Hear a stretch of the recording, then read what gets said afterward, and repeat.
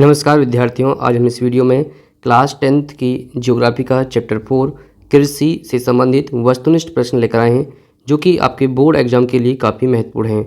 जो भी विद्यार्थी चैनल पर पहली बार आए हैं वे सभी विद्यार्थी चैनल को सब्सक्राइब कर लें। तो देखिए आपके सामने पहला प्रश्न है, कर्तन एवं दहन कृषि झूम कृषि निम्नलिखित में से किस राज्य में अपनाई जाती है?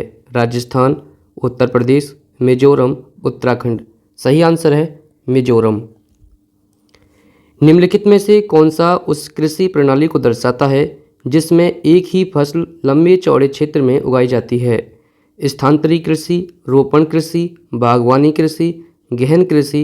सही आंसर है रोपण कृषि। कौन सी रोपण फसल है? गेहूं, चना, गन्ना, मूंगफली। सही आंसर है गन्ना।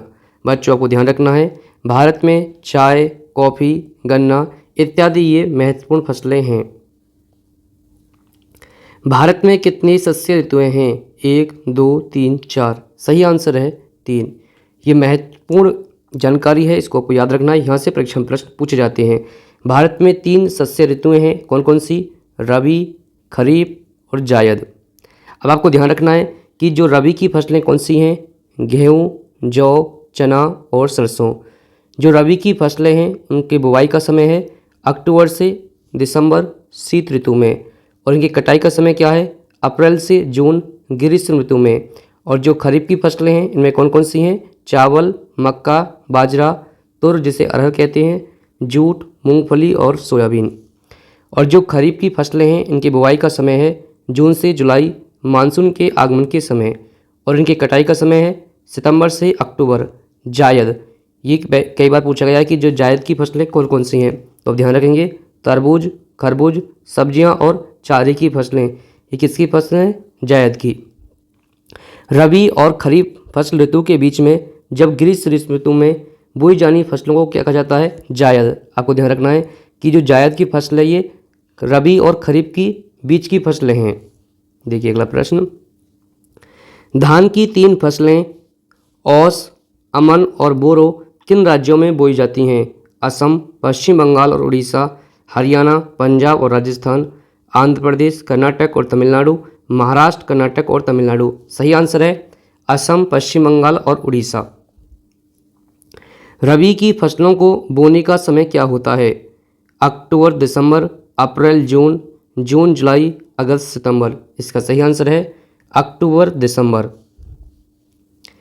निम्नलिखित में से कौन सी रबी की फसल है? धान, बाजरा, गेहूं, मक्का। ध्यान रखना बच्चों, जो रबी की फसल क्या है? गेहूं। और जो आपकी धान, बाजरा, मक्का ये किसकी फसल है? खरीफ की। निम्नलिखित में से कौन सी खरीफ की फसल है? धान, चना, गेहूं, सरसों। बच्चों ध्यान रखना है कि जो धान है, धान खरीफ की फसल है, और आपके चना, गेहूं, सरसों ये रबी की फसलें। खरीफ की फसलों के बोए जाने का समय है जून जुलाई, अक्टूबर दिसंबर, मार्च मई, सितंबर अक्टूबर। तो जो खरीफ की फसलों के बोने का समय है वो है जून जुलाई, और इनकी कटाई कब की जाती है? सितंबर अक्टूबर में। निम्नलिखित में से कौन खरीफ की फसल है? अब इसमें पूछा गया कि खरीफ की फसल चना, धान, कपास, बी तथा सी दोनों।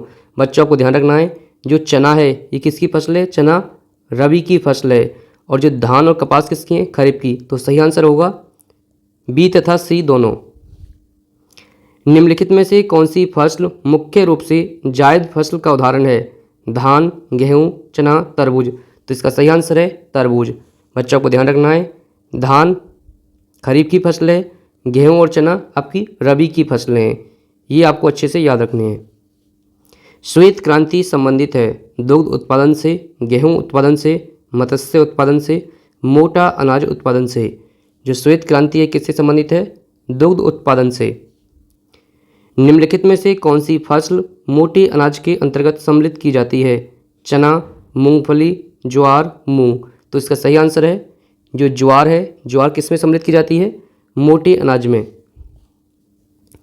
इनमें से कौन सी एक फलीदार फसल है? मोटी अनाज, ज्वार, दालें, चावल। तो बच्चों आपको ध्यान रखना है कि जितनी भी दालें हैं वो सभी फलीदार फसलें होती हैं। भारत के अधिकांश लोगों का खाद्यान्न है चावल, गेहूं, ज्वार, रागी। तो भारत के जो अधिकांश लोगों का खाद्यान्न क्या होता है? चावल। अब यहाँ आपको ध्यान रखना है कि जो चावल है, चावल क्या है? चावल एक खरीफ की फसल है। चावल का सबसे बड़ा उत्पादक देश कौन सा है? चीन। चावल का दूसरा सबसे बड़ा उत्पादक देश कौन सा है? भारत। ये ध्यान रखना है कि जो भारत में चावल किन किन क्षेत्रों में उगाया जाता है। चावल उत्तर पूर्वी मैदानों, तटीय क्षेत्रों और डेल्टाई प्रदेशों में उगाया जाता है। ये अतिरिक्त जानकारी है, ये आपको याद रखनी है, यहाँ से भी प्रश्न पूछे जा सकते हैं। भारत की दूसरी सबसे महत्वपूर्ण खाद्यान्न फसल कौन सी है? चावल, गेहूँ, ज्वार, मक्का। गेहूँ।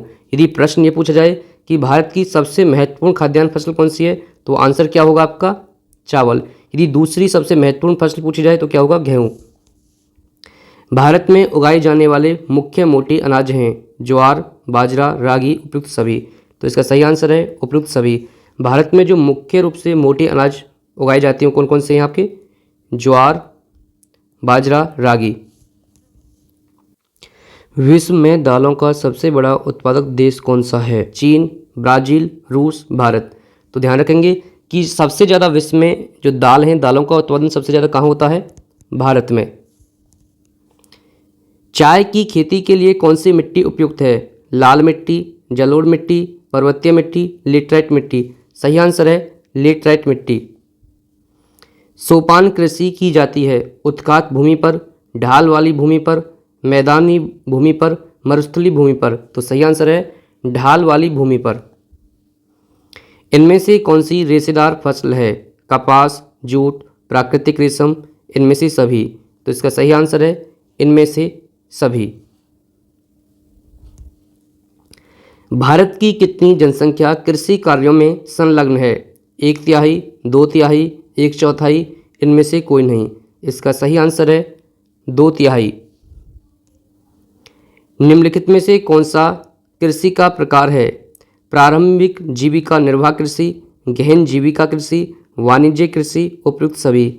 सही आंसर है उपयुक्त सभी। निम्नलिखित में से किस राज्य में सबसे अधिक प्रतिशत कृषि भूमि पर खेती होती है? मिजोरम, मणिपुर, केरल। सही आंसर है पंजाब।